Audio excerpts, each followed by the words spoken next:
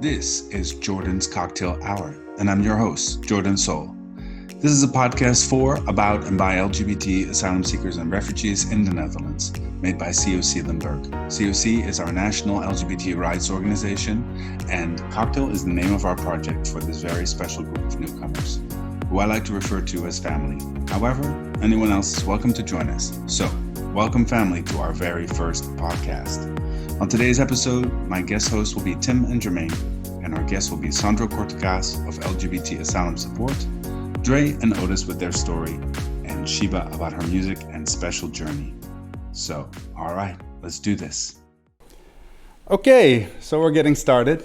Welcome to Jordan's Cocktail Hour. I'm Jordan Sol. I am the coordinator of a project called Cocktail in Eindhoven, but I'm also project manager in Limburg here in Maastricht, where we are today. Very excited to start this podcast. The Cocktail project is meant for LGBT asylum seekers and refugees in the Netherlands.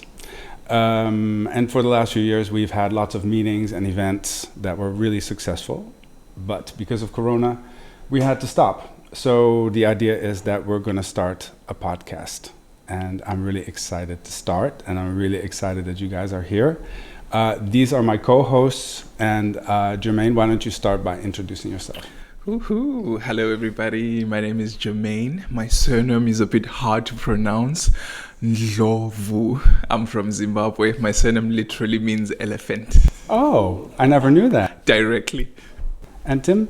My name is Tim, and I am here as a cocktail buddy. I do a volunteer work for the cocktail organization group. We're a group, actually. And I'm really excited to have you guys next to me and talk about all the subjects that we're going to have. Right. I thought it would be really great to have a different points of view. I feel like, Jermaine, you have your point of view. You are a new volunteer for us, so you will have more questions than those of us who have been doing this for a really long time. And so I think we can get started. I wanted to start today to show a video that was made maybe a year and a half ago by Matvey Popov, someone from our group who makes really amazing videos. And he made a really nice one of our party, our event, the Gay Refugee Walk-In Party. And I think it would be good for us to see it and for people at home to see it, because it gives an idea of what we were able to do before Corona, and now we will get back to what we can do now. Oh, that's cool. Okay, so let's look at that video. We're at the Gay Refugee Walk-In Party for March, and it's done by COC. It's for a project for LGBT refugees. We've been doing this for 3 years, and our party seems to get bigger every time that we do it. We have about 350 people that attend this event, but we started with 6.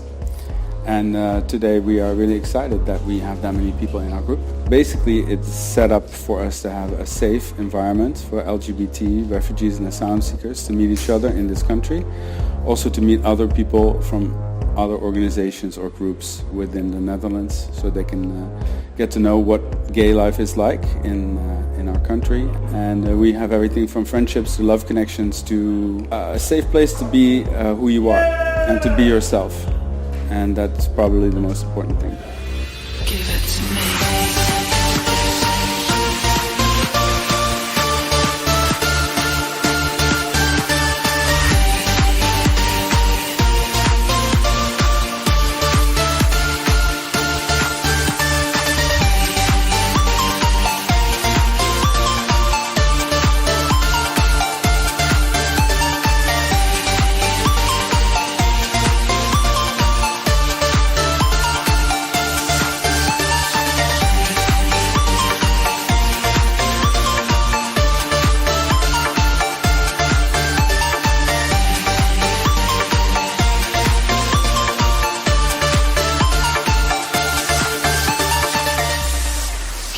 Today's theme was based on a TV show called Pose, and the event was basically be free to be yourself, and that's basically what we want to promote all together.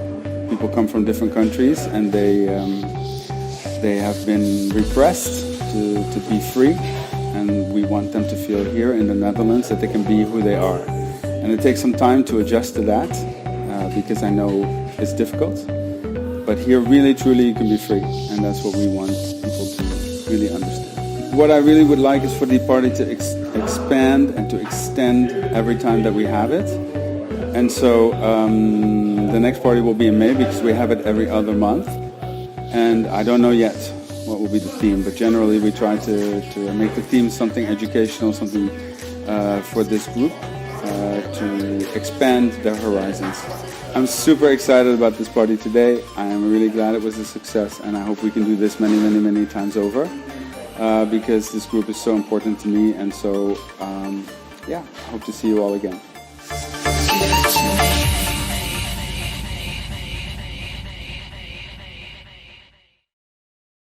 Well, that gave kind of an image of what we were doing before Corona. Cool party. I know. I kind of have to say, it made me a little bit emotional because, all these people. It's been a while. So many people together, and we had a great time. And, now we can't exactly do that. Mm-hmm. But I know we still have at least 500 people in our WhatsApp group that are very anxiously waiting for us to do something. So I'm hoping that doing a podcast is something as opposed to nothing. Mm-hmm. True. I love seeing familiar faces on the video, people doing their poses. They're working the dance moves. Yeah. And it's so cool to see because it's very important for them Yeah. to express themselves because they could not do that in their own country. Oh, absolutely. For some people, it was the first time, each party could be the first time for somebody to be either at a gay event or to be able to just be free and just dance and do all that kind of stuff. Of course, we also had other organizations there, like the GGD was doing hepatitis B vaccinations. The AIDS Healthcare Foundation in Amsterdam would come and do free HIV testing, which is a quick test, fast test, so that within 2 minutes you have a result. We had the PrEP people there, and whenever we could think of some organization we wanted to include, we would do that. But we haven't had a party since January 2020, so we're almost 1 year with no party. Yeah, it's really too bad. So one of the things that's important is I want to give information to people. So some people have been here a long time. Some people just got here last week that will be watching or listening to this podcast. So I work with a lot of people all week from different organizations, and we do a lot of stuff behind the scenes that nobody knows anything about. So I thought this would be a really good opportunity for us to showcase some of those people. So, to put them in the spotlight, but also just to inform everyone of what they do. And I had to do an interview with Zoom because the first person I wanted to interview lives in Groningen. Oh. And so that's quite far away from Maastricht. Yeah, it is. And with Corona, it's better to do it this way. So I think we can look at that now. Oh, cool. And then we can talk about it when we finish. Okay, so for our show today, one of the things I want to focus on is the many organizations and people that we work with sometimes on a daily level in what we do. And the first person I wanted to really invite was Sandro Cortecas of LGBT Asylum Support, because we work together probably more than I work with anybody in this whole business. Sometimes we have to talk 2 or 3 times a day. But look, we are able to help a lot of people that way. So I wanted him today to be here and to explain a little bit about what he does and what LGBT Asylum Support does. So welcome, Sandro.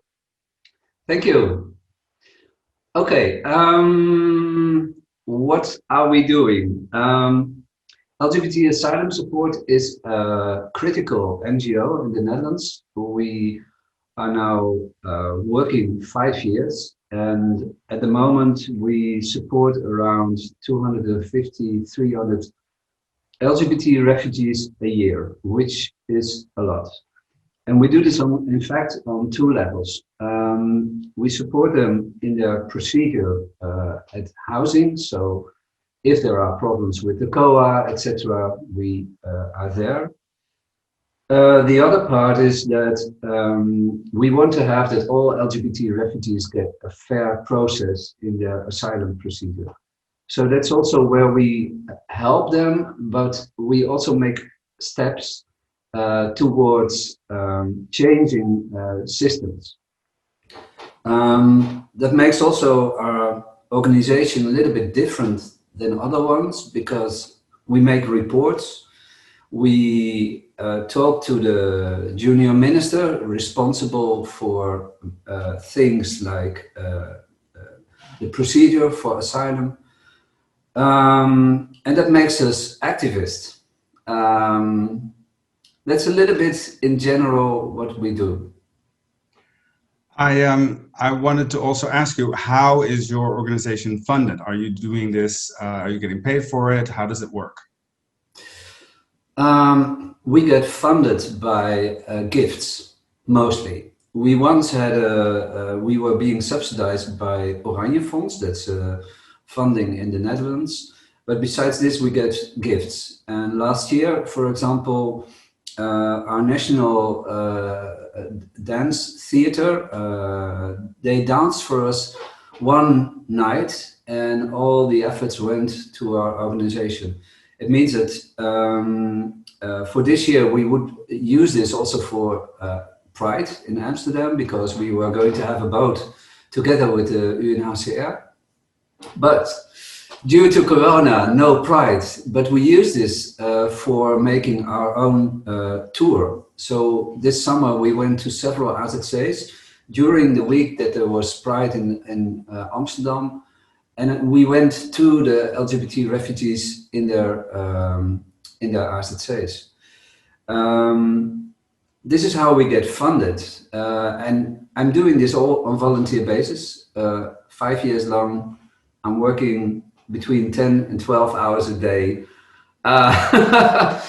And this is something, well, it is not how it should be.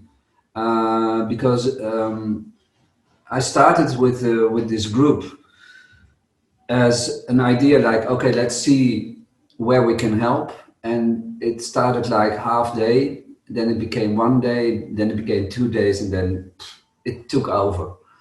And at the moment we are speaking partners with members of parliament, with directors of COA, with IND, and it's bizarre that on basis of this, it is all volunteer work. So I'm dependent from my partner. Well, thank God you have one that can do that for you, because I think that most, like what I do is volunteer work and what you do is volunteer work, and people have no idea. They think we work so much, they see us working so much that they think we must be getting paid, and we're really not. No. But I think we and a handful of other people are the only people in this country actually working on the problems that this group has.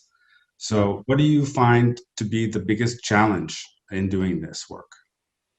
Well, what is interesting, of course, is that like you, we are in contact with the group itself. So the LGBT refugees who are in their AZC's. And what we do is that we collect also the problems. We make groups of countries, because some problems you can't solve by yourself. You need members of parliament, you need to have a discussion. And that's very challenging, because from 2017, for example, we started this. Not gay enough, niet gay genoeg. This was all because we saw that the IND was using terms like bewustwordingsproces and zelfacceptatie, so the process how you became aware of your sexuality and how you accepted yourself.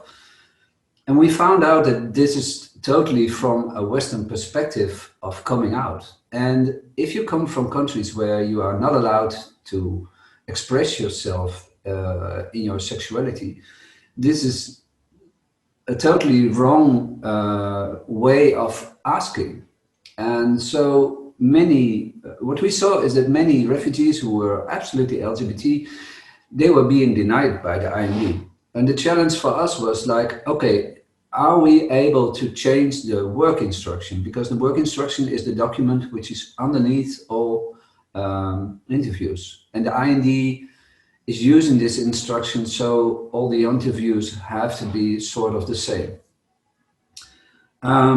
We started with Not Gay Enough, a petition. It became a motion in the House of Parliament, and all political parties they agreed that there should change something in the attitude of the IND.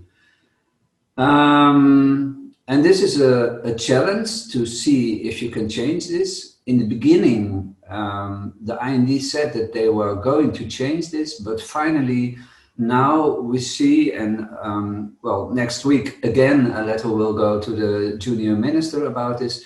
We still see that they are still using the terms of process of becoming aware and accepting yourself. So we are back to the point from 2017. It's still a challenge to change this, because this is for all LGBT refugees, that they get this fair trial in their procedure. It's the most important part. It's the most important day when you have your interviews. But besides the interview, there will be also an officer from the IND who will judge you. And we see that this process, it needs to change. It really needs to change. That's a big challenge, a big one. The other one, and that's something, well, we want to have that safety in AZC's is very important for the group of LGBT refugees. We brought out several reports, like this one, Keep It Silent, and the last one, recently, We Feel Unsafe. And on basis of this, on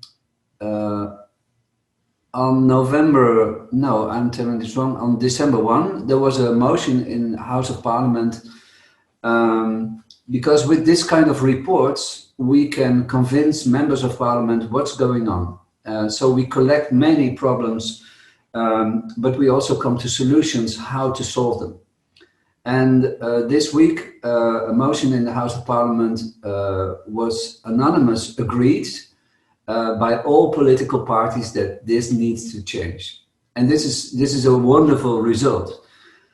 And it's difficult because you never know, you come with these problems and you never know, will it work out? Will there be a change? Because this goes slowly.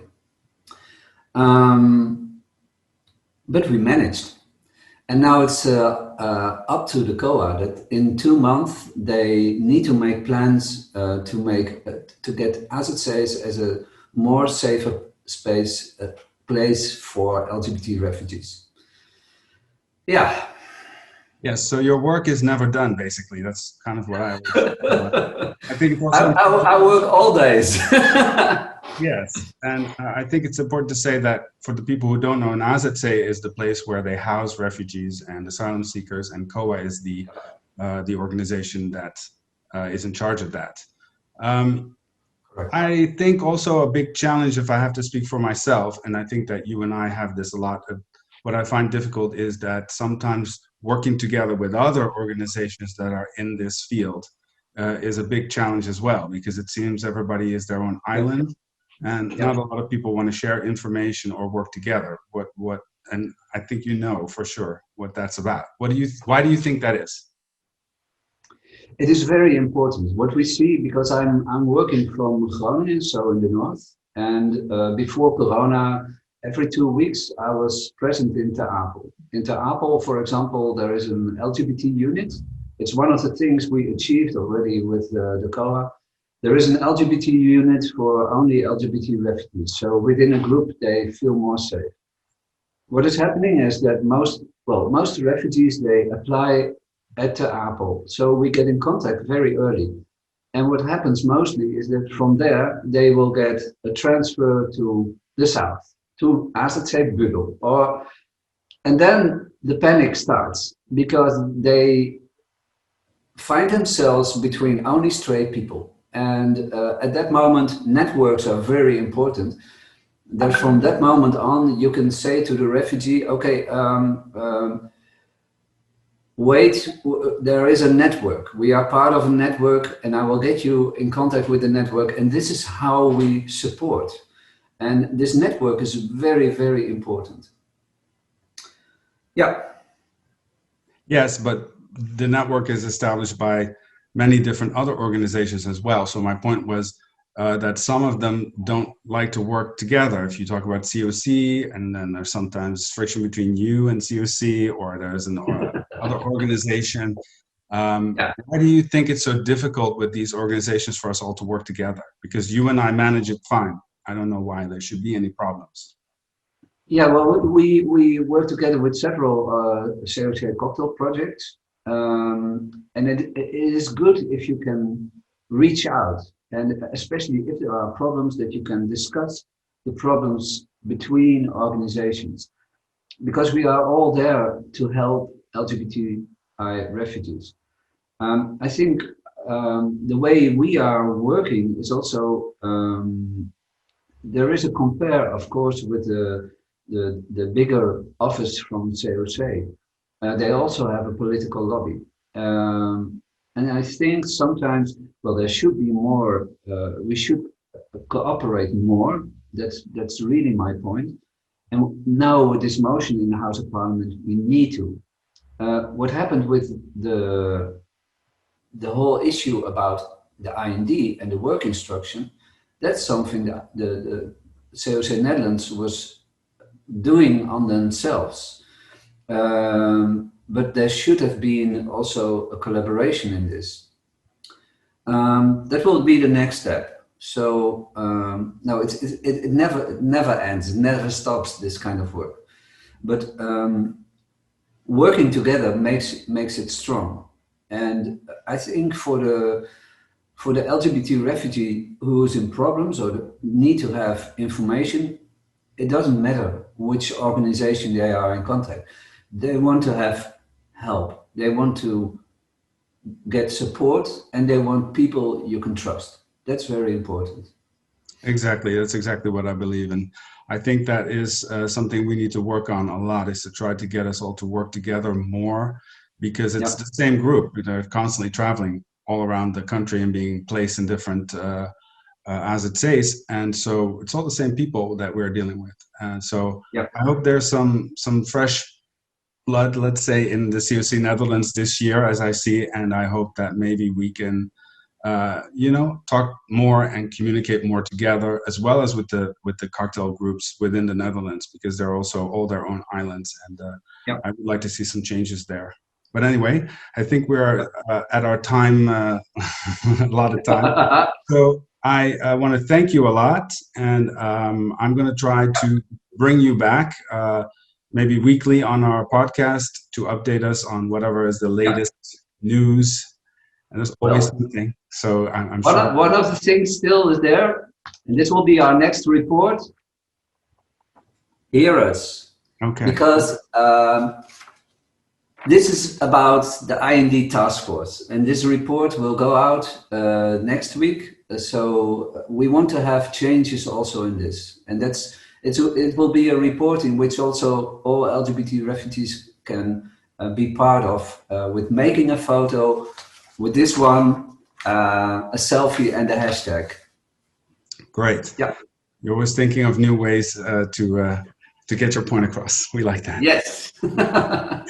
Okay, so I want to thank you for being on today, and we will see you on our next episode, hopefully, with some interesting news. Thank you very much. Okay. Take care. Bye. So that was Sandro. I work with him a lot. I mean, I've been doing this for 5 years and started getting more and more involved in cases and people's stuff and problems. And I feel that a lot of the times when I get to the point where I don't know that I can help somebody anymore, I turn to him. And he really can go a long way to get problems solved. But yeah, I'd like the things about the inner process in the interview is really, really ridiculous, because we have all people from, like, I counted one time 55 different countries in our group or more. They come from all over the world. Yeah, different backgrounds. And then you have to go in an interview and talk about your sexuality and your most inner feelings, first of all, to like a stranger. And then they ask you about your inner process and how did you discover it and how did you, and in many other countries, this is just a whole other situation. It's not even something comparable. Or they don't even talk about that. Oh no. Yeah. So it could be the first time that someone ever talks about such experiences to anyone, Exactly. which is terrifying. Yeah. Which is why I started to support people to prepare them a little bit for the interview process, not to tell them what to say, but like, how does it work and what should you expect? Because I think a lot of people go in it completely unaware. And recently a lot of times I had people tell me that this was the first time they spoke to a gay person about these very intimate, personal stories. And later they told me, it really helped me in the interview because I'd already done it. I already got it out, and you know. I liked what you said earlier, that you have all different kinds of people in different stages. You know, some people you've been with them 5 years ago and they're status holders. Some people it's someone who came yesterday, and all of that needs attention. Yes, they all need attention on a different level and a different way. Yeah. So. And it's also very important that what he said in the interview, Sandro, is that when he first started the initiative, it started small and then it became bigger and bigger, and I think it tells the importance of the issue right here, that we need more attention to it, we need more help from anybody, and it's very good that we can do this to support each other, and that we have more networks within the communities, because it feels really lonely, I think, when you come over here, maybe alone, maybe with other people, and you can't relate to anybody. So it's very important that this is happening. That's so true, because in my case, I was given the key to the room and I was told, oh, we take it you're LGBT, good luck in the Netherlands. That was it for me. And I had to find everybody by myself. I remember texting Jordan, is this an LGBT organization? 2 years ago. Who are you? Who are you? Yeah. No, it's true. People don't have any idea. And since when we started, when I started in Eindhoven, we had 6 people in our group, and we were really super impressed. Like, wow, we have 6 LGBT asylum seekers in our group. And, you know, at the end it was 400 and 500 in the WhatsApp group. I think that even when we started, we didn't have any idea how big this group is in this country. But I hope that by what I did, I was able to connect this group together. Whereas before, nobody knew anything about anyone else being in this country in the same situation. So anyway, I really appreciate Sandro's work. He really has done a lot for this group, and what I said is, like, I wish that the other organizations, including the COC, would work better together, because I think as a group you are stronger to make a point. Okay, they have different approaches, and I think that's where some of the problems lie. But I think that with some new people at the head of COC Netherlands, I think maybe we can start making a better connection with everybody. So there are multiple organizations that are helping the refugees? It's not a lot. And we will cover a lot of those organizations in our podcast in the future. I'm going to try to bring each one in so they can explain, because there's a lot of layers and a lot of different people, but the organizations are quite limited. I mean, I think I can count it on 2 hands how many organizations work for this group. Yeah, the other thing is also the distance, you know, from Maastricht all the way up to Groningen. For example, when I contact Sandro, often at times he really wants to help us down south, but he just can't because of limited resources and the distance. So unfortunately, he becomes limited to being in the north. And then for us down south, you have to do online via Zoom or WhatsApp. But it's about also being in the networks, knowing that if there's something happening there, if there's a possibility for you to go up, then you can travel by train. But also it needs coordination, it needs people to talk to each other. And I think that's what you're bringing up, that if we all could just talk to each other and just figure out what are we doing now? Is anyone able to come? Who's not coming? So that I like the Eindhoven project, because it's easy to know that, okay, most people will be there. So you're most likely to meet most people there. Yeah, when we started 5 years ago in Eindhoven, we started also with 30 people, you know, and it was, it just, from there we started to realize that people were constantly being moved around. And they didn't come here with their family. Like a lot of refugees or asylum seekers, sometimes they come as a family from whatever country, but our group is usually alone. And when you're in the AZC's, you tend to make your own family, you know, you connect with each other. And then when the other person is being moved around, you lose them again. You know, you just made this connection and then they get moved around. So that's why with Eindhoven, with our event, we started to give people train tickets so that wherever they ended up, they can still come to Eindhoven and everybody can meet each other. And then that kind of exploded into a really, really, really big event. But I think it's really important because everybody connected and are still, 1 year later, we haven't done an event. Everyone's still in the group. Everyone is still in that WhatsApp group waiting for something to happen. Patiently. So, yes. So why did they have to move? Because were there enough places or free spots? No, it depends on where you are in your procedure. Okay. There's poll locations, and then it's a really complicated story. But basically, depending on where you are in your process, they move you. So if it's time for your interview, they will move you close to wherever the interview is. It used to all be the same, but this last year, everything has become chaos and totally changed. We're going to cover that also at some point. But basically, I wanted to highlight Sandro because to me, he's the first one to go to when there's a big problem.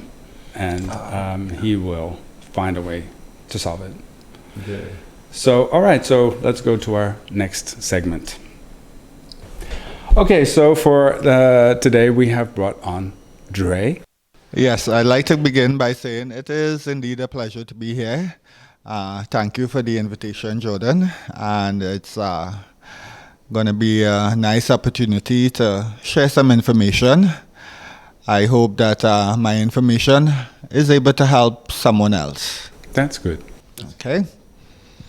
A bit of background about me. I am from Trinidad and Tobago. I've been here 2 years and 2 months and 15 days, to be exact. We left Trinidad because of some violence that we experienced. Actually, it was like the final thing that occurred in a lifetime of struggle. Because in our country, it is not legal to be gay. And our country has a background of being very violent, a lot of crime, and so. So our last experience was actually being shot at in our apartment. And after that, we had to go into hiding for just over 2 months. And we sought some advice from the LGBT associations in our country, and we were advised that our best place to come to seek asylum would be the Netherlands because of its history of being accepting and free and a safe country for LGBT community. And what happened when you got here? Did you know what to expect when you got here? Did you know what was going to happen?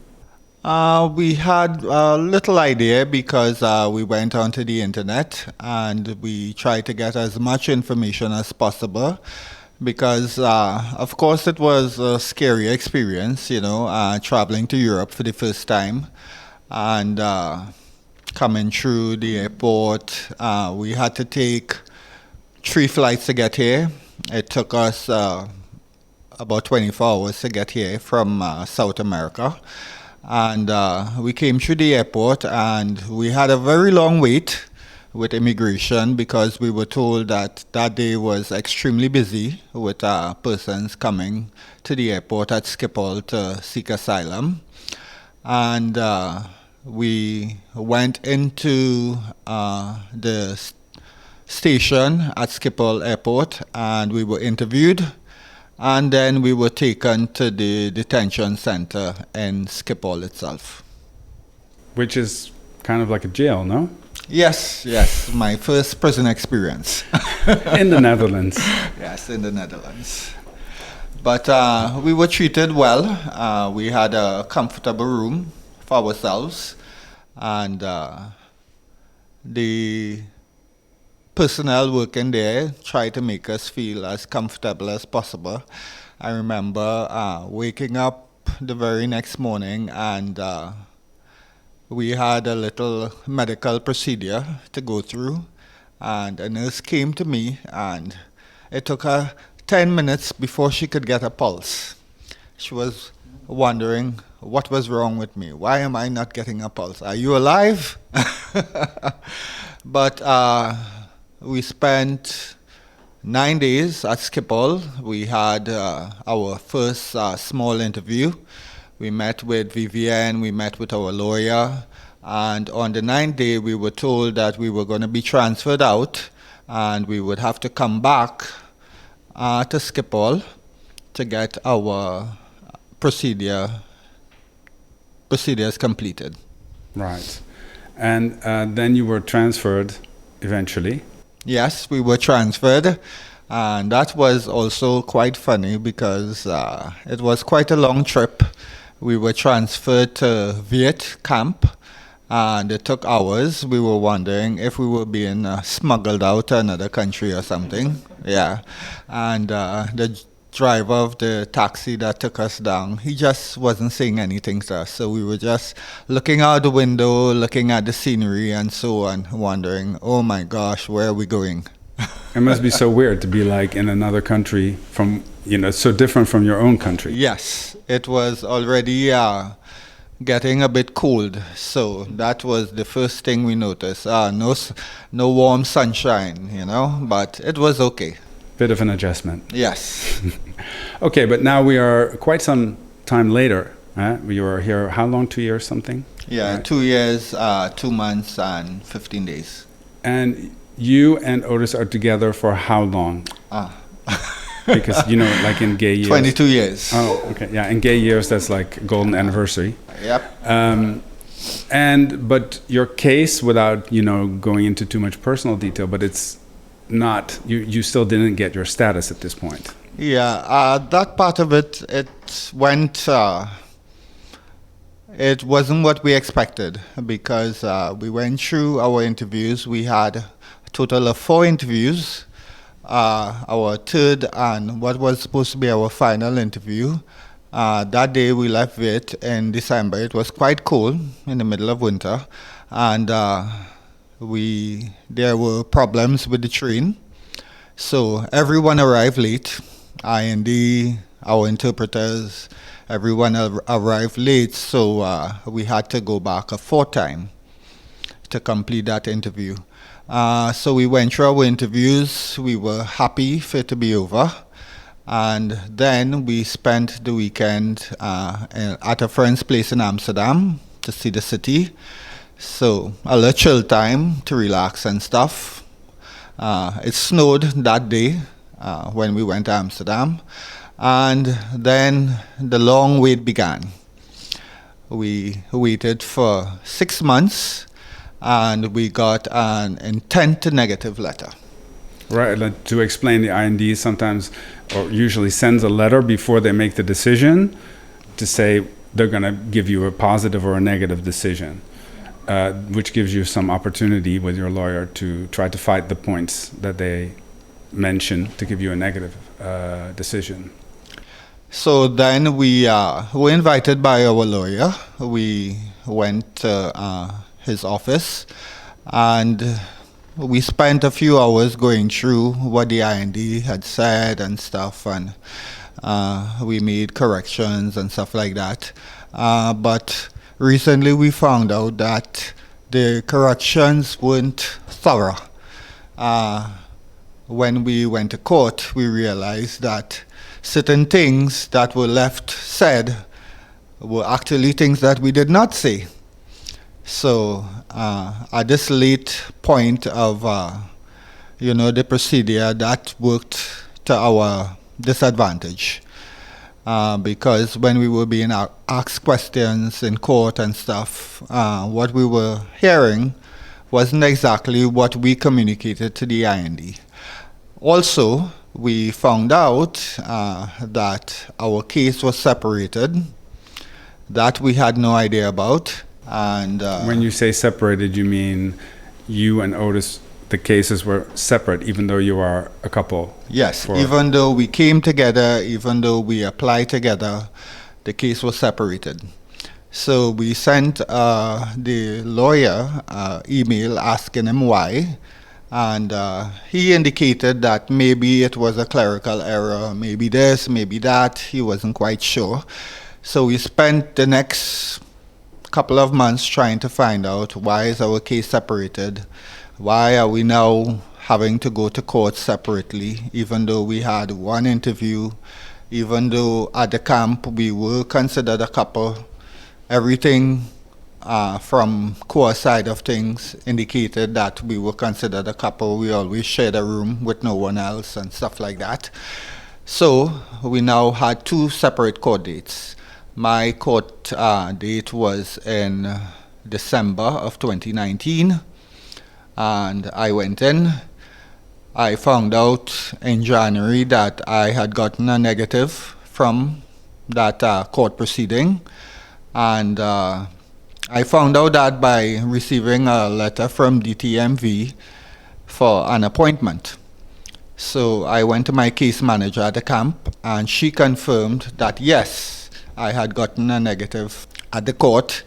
So again, I emailed my lawyer, and he said, oh yes, I just got word that you weren't successful at court.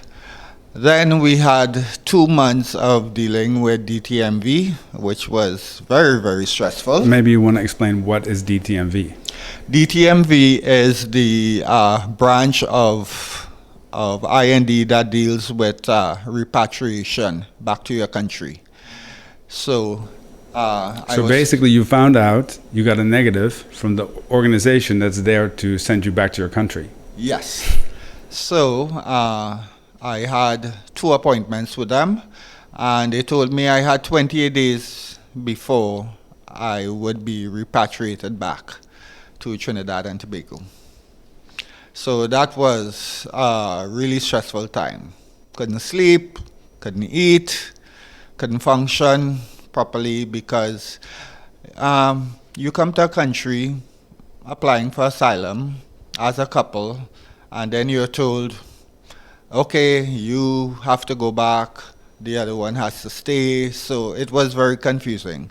So we tried to reach out to as many people as we could have to see what could be done, to see what were our options, if I should go back, if I should stay, what, you know. And fortunately, through the COA, we had some sort of intervention, and I was able to stay at the camp, awaiting my partner's procedure, which almost 1 year later is now ending its the completion. court case was recently, right? Yeah, yes. court so case was actually 1 week ago. You're waiting for a decision? Yeah, we're now waiting on his decision. That's when we went into court, basically, and the judge was confused as to why 2 separate procedures. She posed a question to the IND, and again, we didn't get any answer. So 1 year later, we're still trying to figure out why our procedure was separated and stuff like that. So it was very stressful. Well, it's got to be super frustrating if you can see that the things that are holding you back from getting status are just clerical mistakes or mistakes made by other people that have nothing to do with you.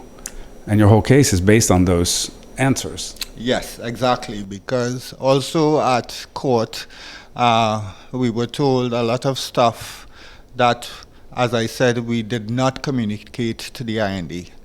So we are just hoping for the best, weighing our options, maybe a second procedure, maybe a lot of things. So basically we're seeking advice on what could be done to put things back on track the way they were intended to be from the start. Jermaine? So do you believe that you were affected by what Sandra was talking about, that some cases are considered or processed as being not gay genoeg? No, I think they believed you were gay. Yes, That's they did not the believe. issue. They did believe we were gay. They said they believed our story. But their thing is that maybe we could go back and get some sort of protection from maybe the police or the LGBT groups in the country. They consider your country to be safe for LGBT. Well, that's debatable because there is actually a travel advisory to all Dutch citizens going to Trinidad and Tobago, informing them that it's not safe for LGBT community. So I'm thinking, if it's not safe for Dutch citizens, why would it be safe for citizens, yes, of the country? Definitely. Well, we're going to all together keep our fingers crossed for you and Yes, for thank this you very much. for a good outcome of this Yeah. court case. And if not, that we figure out another way to keep you here because nobody's sending you back.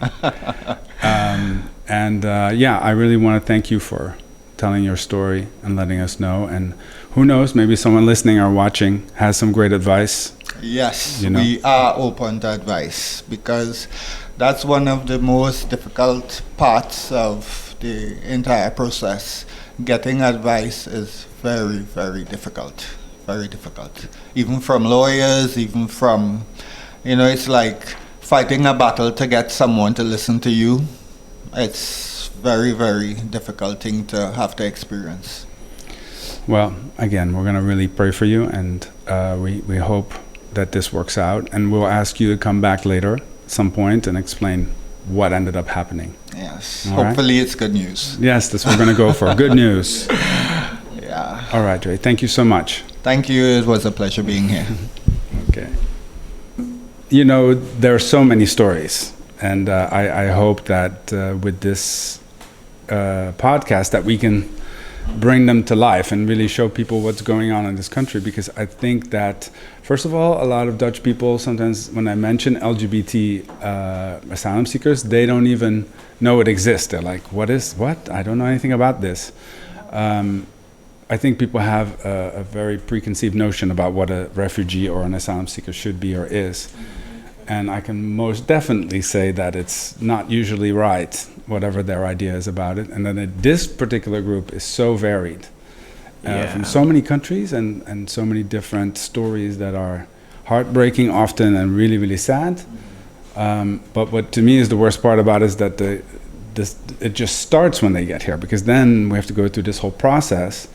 And there are many mistakes, and there are sometimes things that are really unforeseen that happen in these cases. You would think a gay couple together So for long. all those years, coming here from a place where they experience violence and trauma, should be a shoe-in. Like, let's just give them status right now. I should never work for the IND, by the way, because I would just be like, yeah, go ahead. Here you go. That's free. I think it's a really sad story, and we are going to stay with it and just see how this develops. Dre and Otis are both also in touch with Sandro, who is helping, but he's actually helping the whole Trinidad group, because what's strange about the Trinidad group is that half of them all got status very easily, and the other half is struggling to have that happen. So something to keep our eye on for sure. I was under the impression that they were considered as not gay genoeg. So if they're actually believed, I'm like, oh wow. So it's even that difficult. Yeah, what I can see from that case is just mistakes were made. It has not even anything to do with the story. Yeah. And so that can have a great effect on somebody. They're getting ready to send one back. So, but we're not going to let that happen. We will just take a big rainbow flag and kidnap Otis and try and put them somewhere. Anyway, I'm going to start our next segment, which will be my friend Sheeba. So I'm going to start with her. Okay. I wanted to bring on today Sheeba. Hello. How are you? I'm fine. How are you? I'm good. I thought it was so special to bring Sheeba on because I know Sheeba actually, I think from before I even started working as a coordinator. at the Cocktail Project in Eindhoven, because we had a mutual friend, and I met her and I saw her perform. I think it was at a barbecue or something. Yeah, on the barbecue, yeah. And I thought, this girl is like super, super amazing. And we kept in touch. But then I started doing this work and I realized that she's also part of the group, of the cocktail group. And when we did our first gay refugee walk-in with 30 people, like 4 years ago, you were there and you sang for us. Yeah, I did. It was so special, you know, it was like really special moment. And then you came back one time for Christmas, and you came back one time for when we were at the bank. Yeah. So it feels like Sheeba is like... It became a tradition. Family. So I felt she should also be in our first podcast because it's so special, you know? So why don't you tell us a little bit about yourself, what you want to share? Okay, like my name is Sumayya Sheeba. I'm an artist. I sing, I'm a songwriter. Mostly I do like Ugandan music in my language with a mix of a little bit English. I feel like a part of COC because I've been here like by the time I came to the Netherlands and until I met you, and I was like, I felt connected mostly to your work, and because you do a very, very great work, like everybody feel connected to you. So it's like everywhere you go, I feel like I need to follow. So when you told me that I should join here, I was like very grateful and that you thought of me. Oh, thanks. And I can say that I'm living here since now almost 7 years. Thank God I have my stay and I have a passport now, and I would love to share my life and inspire other refugee people like me, because I know it's not easy to leave your country and come here and you feel at home and start a life. It's really hard. It's just you have to push yourself even harder and work so hard. You have to stop crying. People say that you should cry. It's good to leave emotions, but crying without working harder towards your goal is nothing. It's a failure, actually. So you should focus on working hard when you come here. First of all, please, even if you don't have a stay and you're living as I say, you just start learning the language. Learn the language. It's not easy, but you have to learn it. And when you have maybe a stay, you never know how long it could take, but it's really good when you know the language, because when you get your stay, you have like where to start, and you shouldn't feel like you just came when you lived 3 years here and you didn't take the opportunity to learn the language. So the language is very, very important for people like us. It's the key to success, because the key you cannot to success go on in the without Netherlands. it. Yeah, it's the key to success in the Netherlands, because we should admit it's hard to feel accepted, like when you leave your home to this another country. So for me, I can say that you should go and watch my music and subscribe to my YouTube channel, because I need to grow. I'm trying. It's now 4 years trying. It's going through, but I'm proud of where I am right now. And I can tell anybody, start now, not later, because each like I get is another success of my future dream. So please do that for me. And then I'll be grateful. I'll be everywhere where Jordan is. I'll sing for you and dance for you. So that one I know best. And yeah. So thank you so much for allowing me to be here. Thank you for being here. It's just like you're like our mascot or something, you know? It's like it all started with you. Thank you so and much. I think it's also good because you're further along in this process than some of the people that we talked to today or that we know at this moment. And it's great that you can give some advice about what you, looking back, find important. Yeah. And I find it very important for like I've been in I got my status when I just arrived to the Netherlands. I would have said like, oh, I have my paper. What should I do here in the COC? But think about it. You being here, maybe it gives the other one like a comfort. You give someone comfort. It's not like we don't have to be proud because now I have stay. I shouldn't come. You should realize that most of the people come here when they don't have stay, but when they get it, they walk away. But you shouldn't forget where you came from. It's very important because that we build the platform of other people who are coming. No, after. it's an interesting point because some part of what I started to do, and I think the Cocktail Project is about, is in the beginning, nobody has any connection here. They don't know gay life. They don't know anything about it.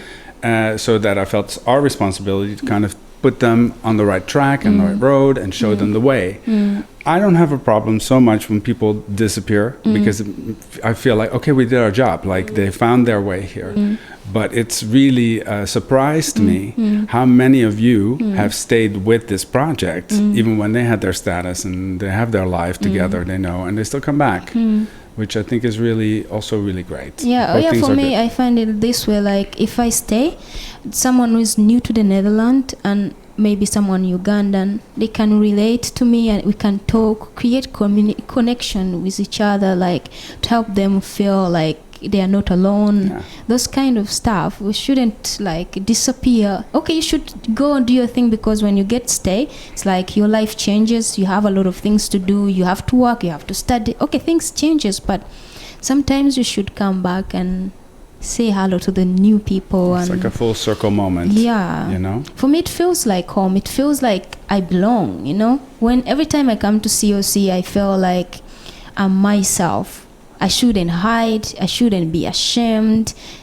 That is how I feel when I'm in COC. Mostly your COC.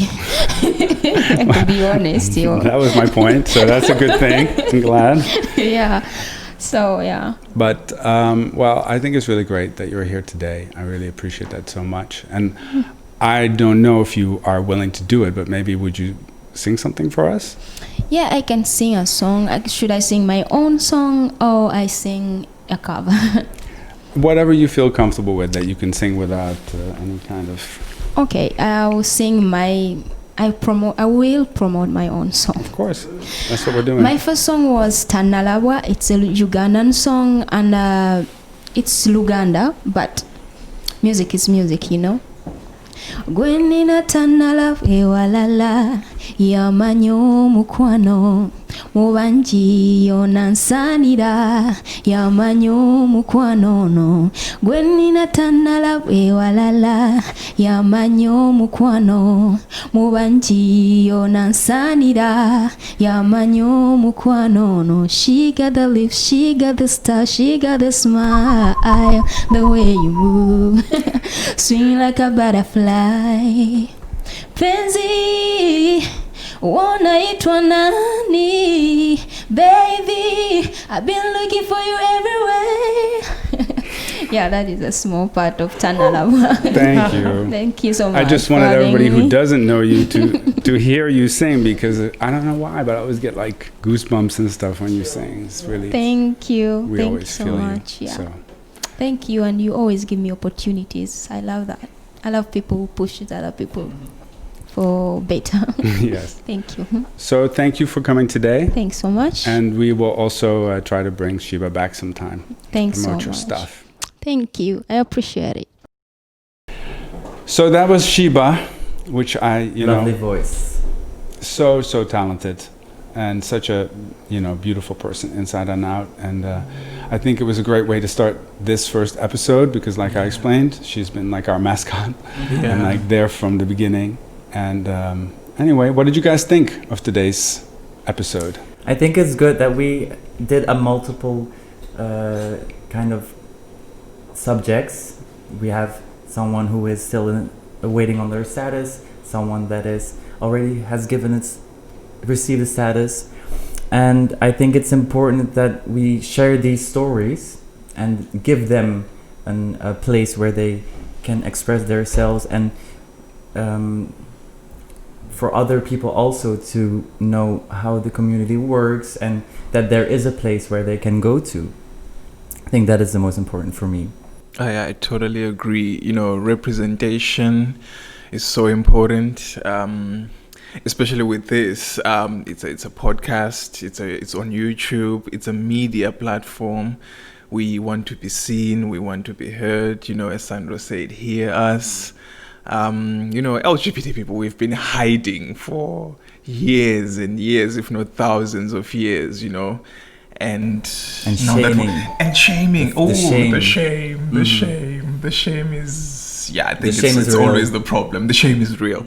So I think when I always say to Dre, I know him outside of this, that you're an elder in the community, and you've been in a relationship for 22 years. It's like, wow, so we look up to you, stuff like. I think that's so important. It's good that we can take it out of the SZC and send it out to the world. Yes, and for me also, what I've realized, because Otis, Dre was sharing his story, for the people that are watching who are not a refugee and just a citizen from here, is that you can't imagine what that kind of person has go through, and it's kind of it was kind of confrontational for me, because I was like, you can't decide where you are born in the world, so it could have been me, it could have been you, and it's really sad to hear that, and it feels like I want to help them so much, but I can't do anything because it's in other people's hands. Yeah, but you're helping by being a volunteer. Yeah. So that's what you can do. Yes, the Body Project. So I think that's a great way to end our first podcast. Thank you guys so much. Thank you. We did it. So cool. It's a fact. Okay, so hopefully next time we will have some more interesting subjects to discuss. And so we see you then. Thank you so much for being with us today. We really appreciate it. And we hope you will join us again next week. And please do share our podcast with your friends and family. We really want to thank the COCLimburg, Petranders, Mika, Roel, Marlon, and my co-hosts, Tim and Jermaine. Our special guests, Sheeba, Otis, and Dre, Sandro, and of course, Matvey for his great video. Do you have questions, ideas, or comments? Or do you want to be on the next episode with a talent or to tell your story? Please let us know. WhatsApp only 06111 or send us an email cocktail@coclimburg.nl. See you next time.